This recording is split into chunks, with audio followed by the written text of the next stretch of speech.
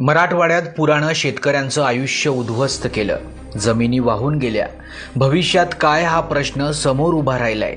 याच संकटात आज शिवसेना पक्षप्रमुख उद्धव ठाकरे दौऱ्यावर आले.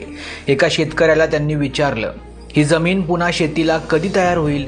शेतकरी म्हणाला, साहेब 5 वर्षांनी. त्यावर ठाकरे म्हणाले, तोवर तुम्ही कसं जगणार? कर्ज कसं फेडणार? कुटुंबाचं पोट कसं भरणार? सरकारला हे कळतंय का? शेतकऱ्यानं हळू आवाजात सांगितलं, साहेब कर्जमाफी केली, मदत केली तर शेतकरी जगेल. मुख्यमंत्री फडणवीस आले, कुठल्या तरी कोपऱ्यात थांबले आणि निघून गेले.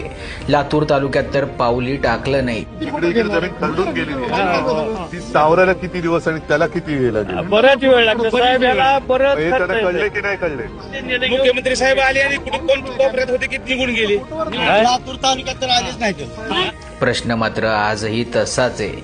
शेतकऱ्यांचं आयुष्य वाचवणार कोण?